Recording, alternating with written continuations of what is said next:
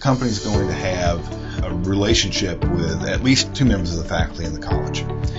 They will have intimately participated with a team of students who are going to graduate very soon, and they have a solution that has even been validated to apply to their need. I've seen student projects that have improved ergonomics in an assembly station. I've seen automation for a production system. I've even seen UAVs developed to clean off solar panels. We're not just talking about ideas, we're actually talking about prototypes. I think it's a really good opportunity for the companies.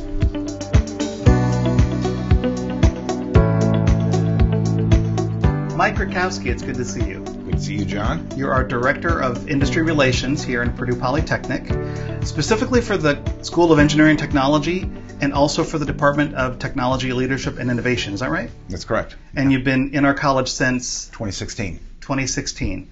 So I wonder, before we start talking about your role here in our college, would you please tell us a little bit about your hobbies and interests, maybe back in high school, and how those hobbies and interests first brought you to Purdue? So I grew up in Illinois, graduated high school, and moved to San Diego, California. I worked in a diesel fuel shop while starting to attend Grossmont College there in San Diego, studying business.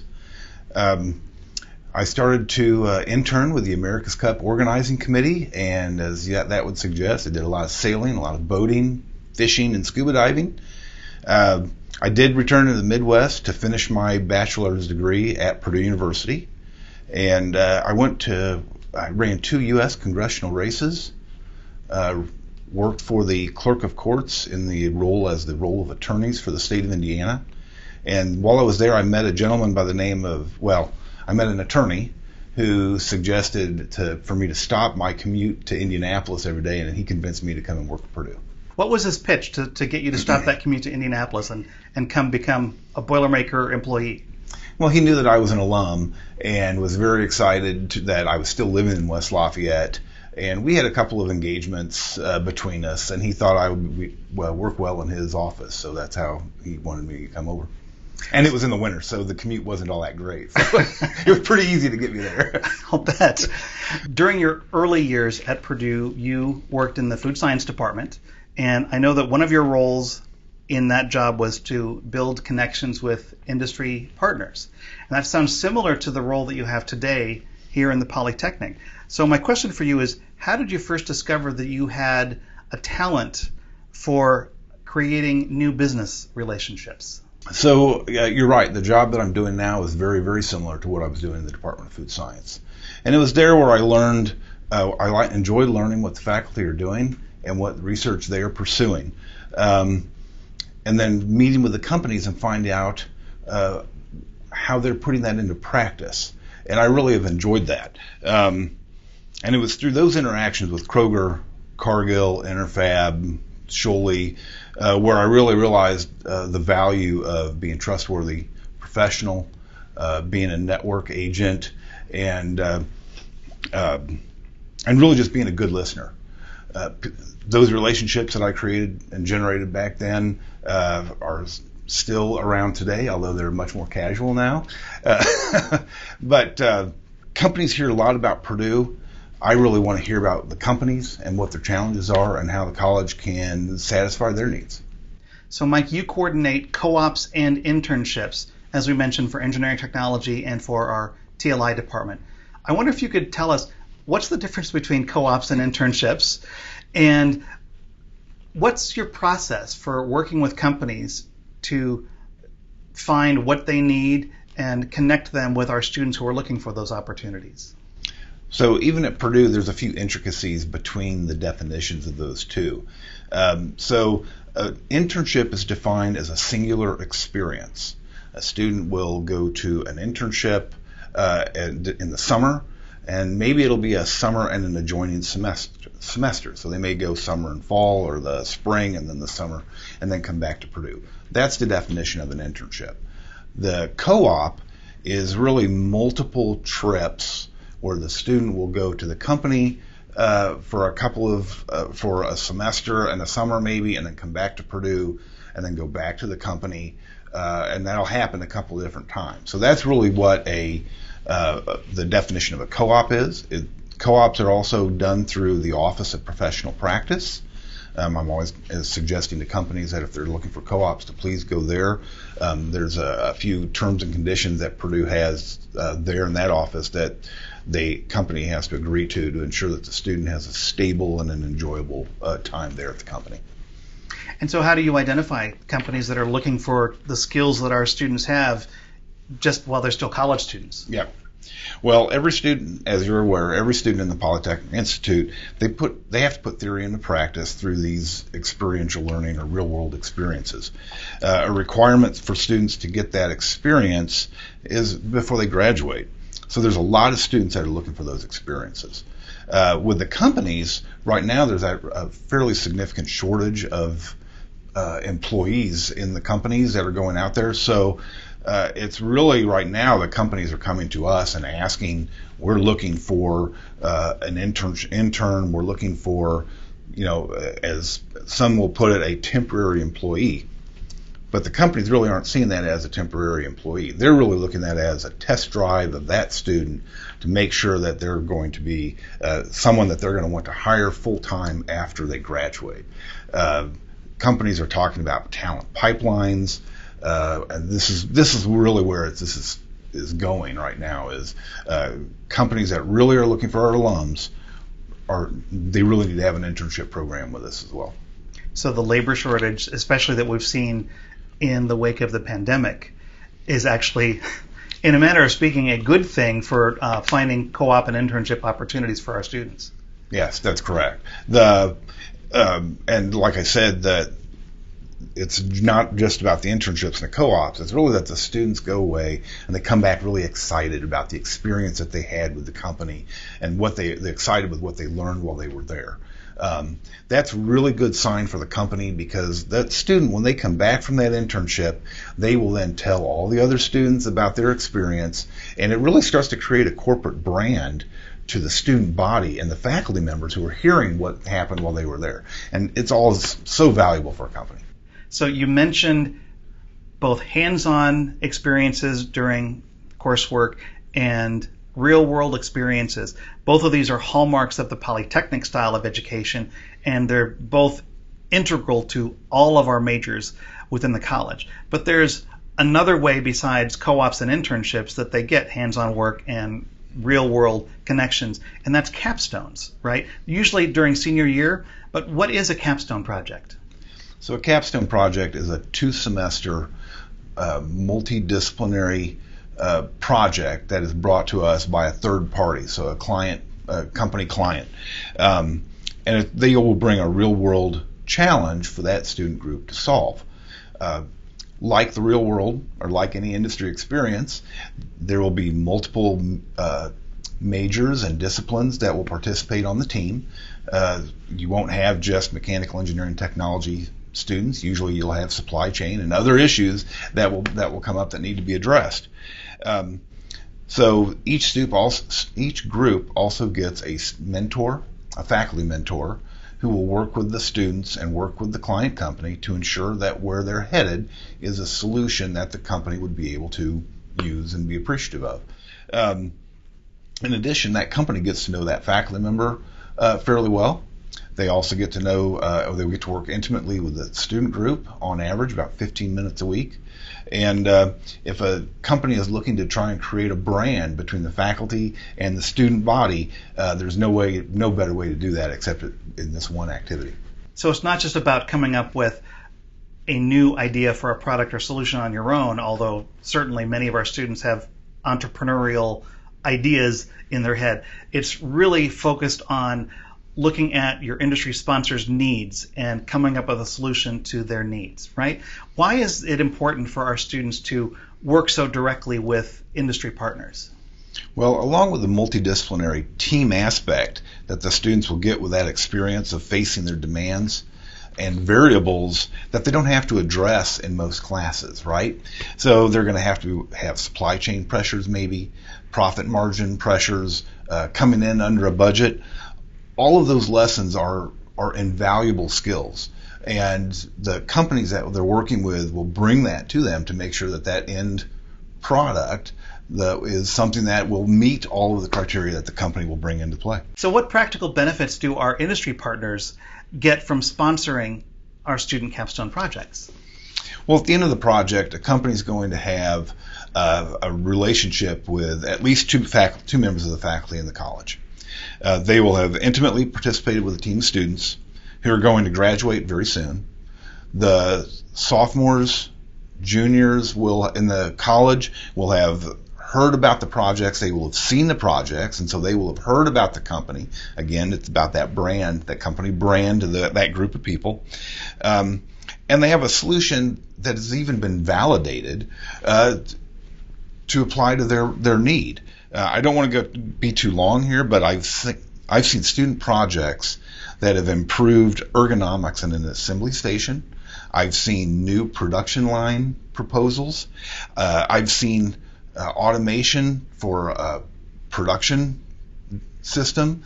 I've even seen UAVs developed to clean off solar panels. Unmanned aerial vehicles? Yes, an unmanned aerial vehicle. So we're not, like I said, we're not just talking about ideas. We're actually talking about prototypes. Yes, the company could just assign somebody to do that task, but with all of the other attributes that you're going to get from interacting through this capstone project, I think it's a really good opportunity for the companies. So our students and industry sponsors are doing a lot of great work together, coming up with these solutions to the real world problems that the companies have. And some of these solutions are so innovative that our students come up with, are so innovative and so cool that you thought maybe the general public would like to see what our students are coming up with. This, I believe, was how you came up with the Purdue Polytechnic Tech Expo. What's the Tech Expo? So at the end of previous capstone classes, the students would all be set up and the companies would come through and they would allow the companies to help grade their project. And they still get to do that, and that's still an integral part of the whole learning process. What the Tech Expo has really done is to formalize the end of the project to be more like a conference presentation and demonstration of their unique solution and to show off their prototype. How the team approached the problem and showcasing their unique solution, not only to the company, but all of the companies that are sponsoring capstones. And then the Tech Expo goes even further by bringing in the general public. So we have companies that are interested in wanting to understand what is the Polytechnic about, what can the students do, what are the capabilities of the students. So we have a lot of companies, not just the capstone sponsors, that then come to the event as well. We have a lot of parents, juniors and sophomores, again, from the college will come over and see the event. And ironically, even every college at Purdue University has had somebody that's come in and come through the event as well. So it's where everybody is kind of seeing the students and seeing their unique solutions to a real world problem. It really highlights what our students can do, but it's multidisciplinary as well. Mm-hmm. Yeah. That's great. So how has the Tech Expo evolved over the last few years, and where do you want to go with it in the future? Well, obviously, the first big change was creating a virtual event for the teams and the sponsors to attend. That was actually done out of necessity. I can't say it was not done with a little bit of pain. The students really hadn't done much with that in that virtual world, and I really like seeing people anyway. That's my personality and my job. But the second time that they did the virtual Tech Expo, it actually worked out really well. The students had much more experience with it, and we discovered that some of the sponsors that are on the other side of the country or that are on the other side of the globe, this is a way for them to see the presentations, because if they're on the other side of the world, they're unable to come to that event even at the end of the classroom that we've had in the past. But now we have a virtual component. They can participate, see their product and the demonstration of their product and their solution, and rate the students. And so that's really where we've been going with that. This year, we will have a real world, so everybody, the doors will be open, we'll have people there, but we will also maintain that virtual presence for the people that can't make it. But we're also have included a second Tech Expo event. So the capstones start in the fall and go 2 semesters, which ends in the spring, and some we have that start in the spring and they end in the fall. So we've got the December graduates. It's a smaller group, but we have December projects that we'll have a Tech Expo for, and then that'll be followed by the much larger one in the spring. That's a great way to expand it, to be able to give those December grads something right at the end of their project to be able to showcase their work. Yeah, and in food science, I used to go to conferences where at the conference they would have student projects and student presentations, but there was also a big trade show component with it. I'd really like to see the Tech Expo allow that type of a component so that our sponsors can see it as a way to network with each other in a trade show format, bring the other companies in as well, but I don't think we're there just yet. But that's in the future. So we've talked a lot now about students working with industry sponsors, but I imagine that there's actually multiple sets of people at each of our partner companies that we end up working with. You might talk with certain people in the administration of a company to say, hey, we're Purdue, we are the Polytechnic at Purdue, and we have students who have this expertise that can help you solve real world problems. But those may not be the same people in those companies who actually interface with the students during their project work. Is that correct? So the answer is yes. Very much like a real world scenario. As a project evolves, different stakeholders inside the company may actually have to participate and make comments or change the direction of the project, even if it has to be that way. So, if depending on the project, they may be working mostly with a production line supervisor. And then something may happen, and the head of QA may need to come in and participate in some way or form. And then after that, somebody from supply chain may need to come in and say, well, that's really not part of what we're doing. So yes, it's definitely a real world project that's going on inside the company.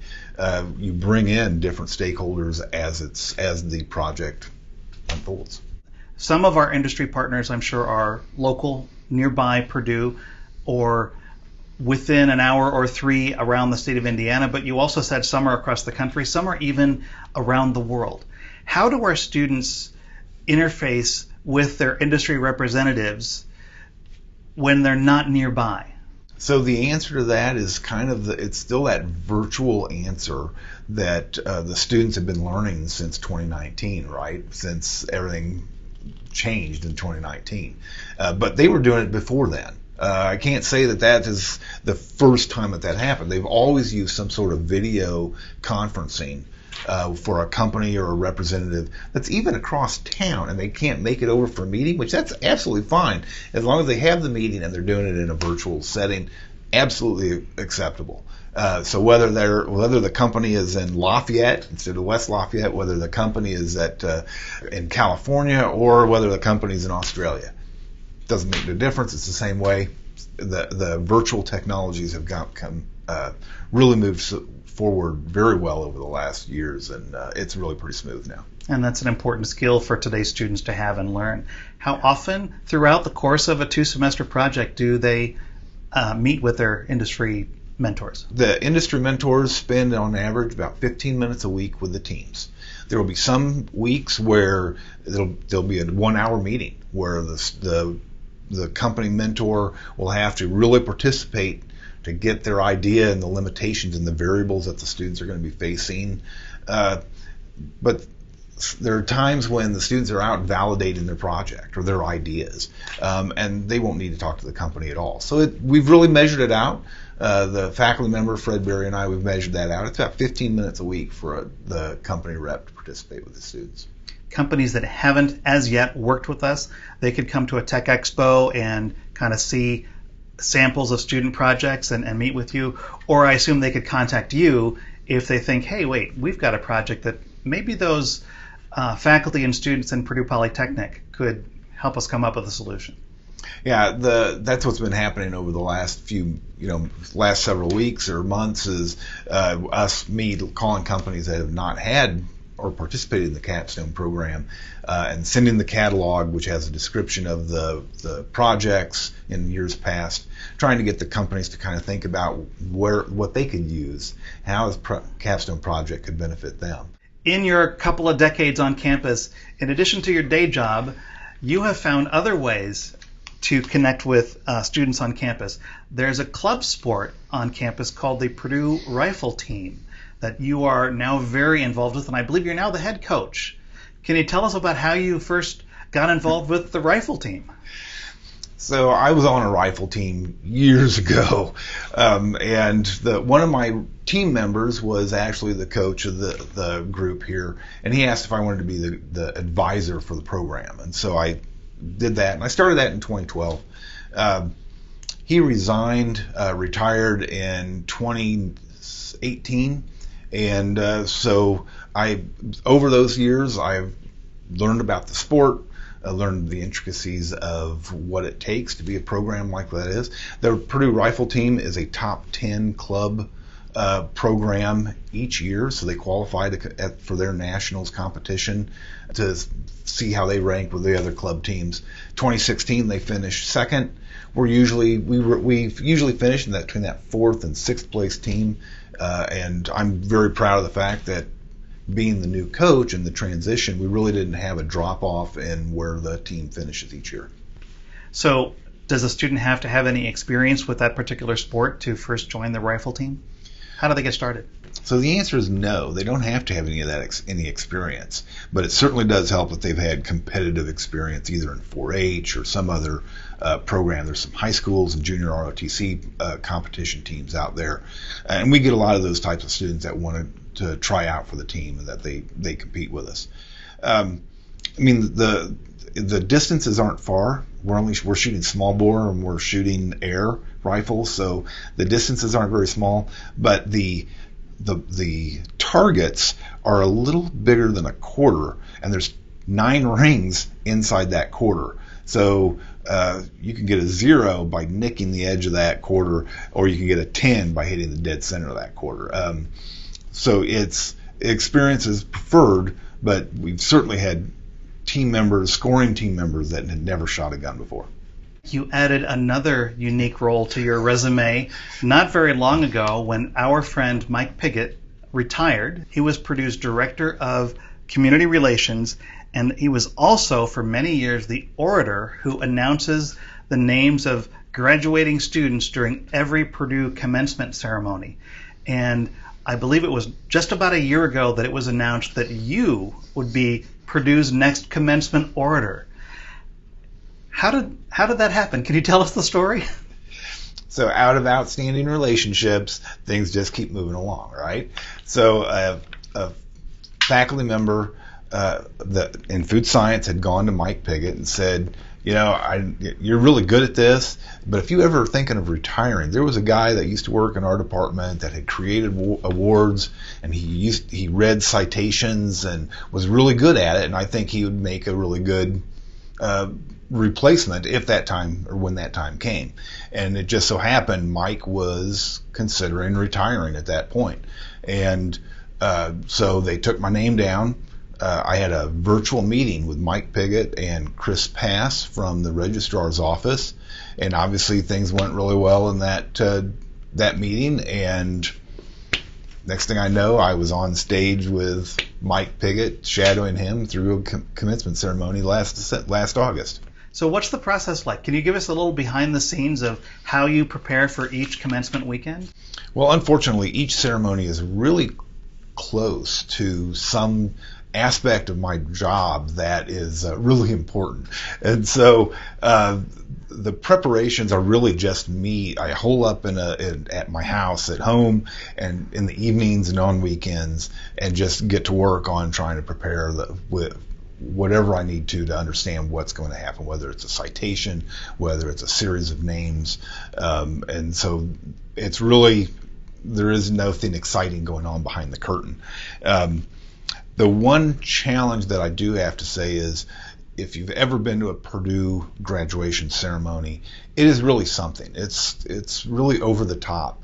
I think Purdue does their graduations phenomenally well compared to most everybody else. Because I feel that way, I certainly don't want to be the weak peg in the event. So I put a lot of pressure on myself to try and make sure that everybody has a great time, and every student that is coming across, I do try my hardest to ensure that I'm getting that name spot on accurate. And then I just have to get over my own issues with being a part of the whole pomp and circumstance of the event. Usually 3 days before the event, I'm starting to fall apart at the seams, but as soon as the master of the ceremonies comes onto the stage on Elliott Hall, I feel much more relaxed and much more calm and ready to perform. But it's that run up to it that really gets me uptight. And I understand that you recently had the privilege of announcing during commencement the name of one of your own family members as a new Purdue graduate. How meaningful was that?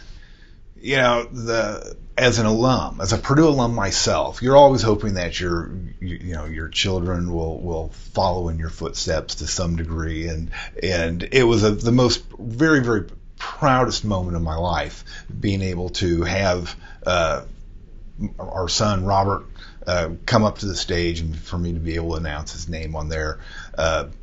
He's very emotional. I'm very emotional, and so we didn't want to make too much about it. But really, it is a very special thing to be able to say your son's name as they're getting their degree from your alma mater. It was very, very special.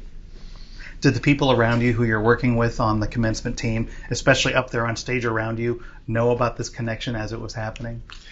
So I had told them beforehand. The last commencement ceremony that Mike Piggott did, he actually announced his grandchild their name, and so I understood that yes, I need to make sure that the people that are running the ceremony are aware that this is going to happen, and so I let everybody know that yes, I in the Polytechnic Institute, my son will be graduating, and he's going to come up, and we talked to the photographers, and we had it set up so that we did a nice fist bump as he came across the stage, and it was pretty special. What was Robert's major? Game design and development in computer graphics and technology. Fantastic. Well, congratulations to both you and Robert and your whole family for getting to share that moment on stage. It was special. So you've been here at Purdue for 25 years, if I counted correctly. Why do you still like Purdue? What inspires and motivates you about being here at Purdue? It's really simple. It's one thing: students.